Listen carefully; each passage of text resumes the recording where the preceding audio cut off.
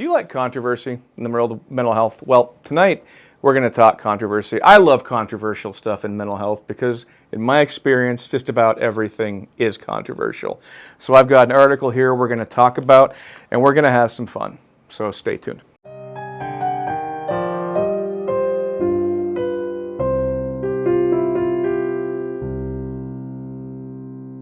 Welcome to the dark side of therapy. Let's get really dark tonight. Let's talk about an article that has raised some eyebrows. And let me preface it by saying this. I've been in this field for 26 years, and there's days I wake up and I feel like I don't know anything. It's very sad because everything is always changing and people are always changing. And I've realized over the years that there's so few definites in mental health. I mean, like I talked about in a previous episode, there's a million different interventions out there. There's a million different theories of how things work, and none of them seem to be accepted by everybody. Now, maybe that's the case in most science, but most of us can agree on things like Jupiter exists. Not all of us, but most of us can. But in mental health treatment and in mental health issues and evaluation, we have a hard time with this. See, I was always taught that depression was a chemical imbalance in the brain. And I was taught ADHD was the same thing. Something has gone wrong in your brain. And yet, there is research out there, strong research, that refutes both of these. There are some scientists who will go so far as to say, through our different brain imaging, we can't tell the ADHD brain from the ADHD brain. And again, there's somebody out there to refute that too. So this poses a lot of problems for practitioners. I talk a lot about this in group supervision because it sort of means, what do we know? What are we right about? And I've realized everything and nothing, because everything is relative to the person you work with. So about a month ago, an article came out, and it's written by Joanna Moncrief and Dr. Mark Horowitz, both professors at the University College of London. And basically, the article talks about depression not being caused by a chemical imbalance. Now, this is incredibly frustrating for people taking medication who believe that low serotonin levels are the reason they're depressed. Well, these two did a lot of research, and even at this very moment, it's being questioned. But I want to share some elements of what they found out. One of the interesting things is that long-term studies that they've conducted with people that have used antidepressants actually show lower serotonin levels over the years. Now, this is really interesting because the medications are supposed to boost serotonin levels. The other thing they found is that 80% of the population believes that depression is a chemical imbalance. So we start to wonder about these different placebo effects. Well, if it's caused by this, it must be this. So I love the article, and I've read the research study too. I'm going to go ahead and put that in the links for you because it's controversial. It flies in the face of what we know. And it brings up the bigger question of, do we do people a disservice by putting them on medications without giving them all the facts? If you're familiar with Medicating Normal, it's actually a documentary that aired on PBS. Great documentary. And it's actually an episodic podcast now, and it's on YouTube. And it's really amazing, some of the things you can learn.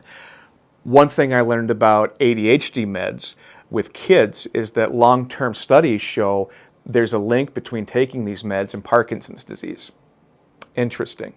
There's also been studies that find there is absolutely no benefit to the medication. But if you believe there's benefit, either with ADHD medication or depression-based medication, do we somehow get a benefit? And are people being fooled? Well, that's what these two authors wanted to find out. Now, I'm not here to make the claim that serotonin isn't involved in depression. I'm not a doctor. I don't study brain chemistry. I'm a frontline clinician. But I love the fact that somebody had the courage to put this out here. And I love that it's irritating people because it means it needs to be read. Too often in our world of mental health, we think we're right in what we're doing, and we don't listen to the opposite side. And I resent that because every argument I make, I've looked at the counter argument. I mean, think about this. I've worked with thousands of clients in my career. I haven't looked at a brain scan of one of them.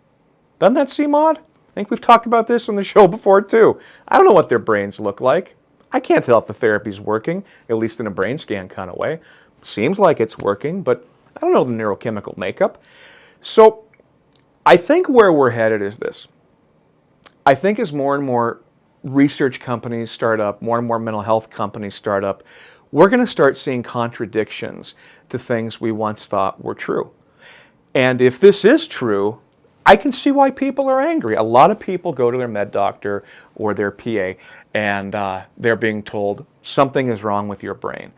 Well, if that's no longer true, yeah, you're going to feel like somebody cheated you. But then I'm wondering, okay, what are the possibilities? If nothing is wrong with my brain, what if it's something else? And this gets into the discussion of client empowerment, which unfortunately I think medication management sometimes takes away from folks, is the ability to manage their own stuff.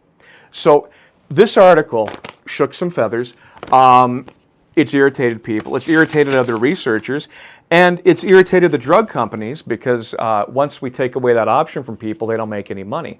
So sort through all this stuff. Just think about this for a second. Now, I encourage you to do your own research. In fact, if I had one wish for you as a new clinician and a graduate coming into the field, do your own research. Read as many research articles as you can, pro and against your point. See what people are saying. I'm not kidding. There's researchers out there that would say you can change your entire life by changing your diet. Eat less, exercise more. But nobody wants to hear that. But is there research to substantiate that? Absolutely there is. But again, that's a tough sell. There's research that would suggest serotonin gets boosted when you pet an animal.